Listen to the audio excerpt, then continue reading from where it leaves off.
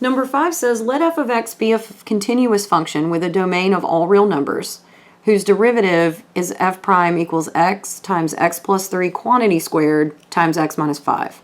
It says determine the intervals where f of x is increasing and decreasing. So we actually started this problem, we sort of did the first step for you. So the function being continuous on this domain is actually telling us where kind of number line to draw to plot our critical values on. So the domain step was done for you.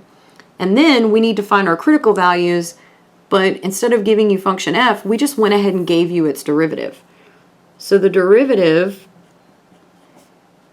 was given as x times x plus 3 quantity squared times x minus 5. So not only did we give you the derivative, it's also factored for you, which is great. Now, if we set this equal to 0 to get our critical values, we can see very easily that x equals 0, x equals negative 3, and x equals 5 would make each one of the individual terms 0. We use the domain, which was all reals, to draw the number line that we're going to use. So I've got to draw a line and let it go from positive to negative infinity.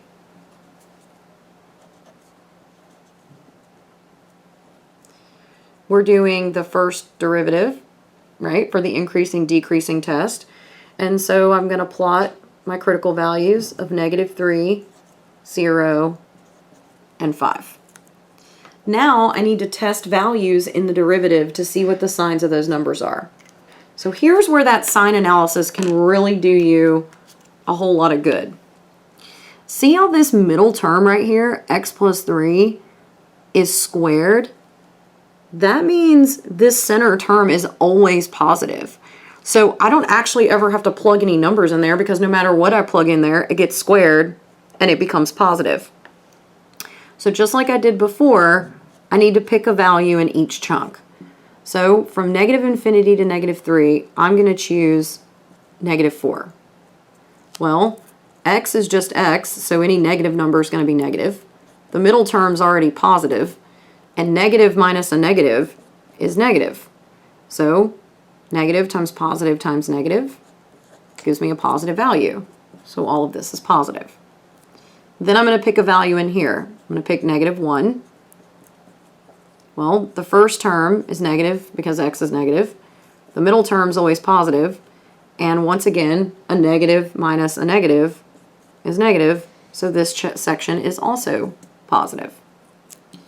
For the next group, I'm going to pick positive 1. So I get a positive times a positive. And 1 minus 5 is negative. So everything comes out to be negative. Then I'm going to pick x equals 6.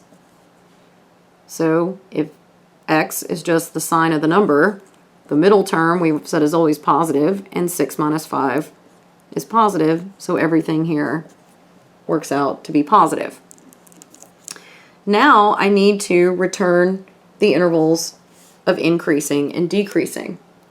So the question is, when I read the number line, do I need to split this into two separate intervals, or am I allowed to write it as all one interval?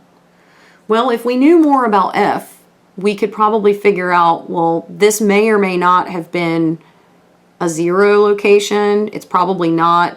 It more than likely was an f prime. Well, we know f prime existed, but we actually don't know what's going on with this function at negative 3. It could be a sharp point on the graph. I mean, there could be a whole host of things going on this graph at this location.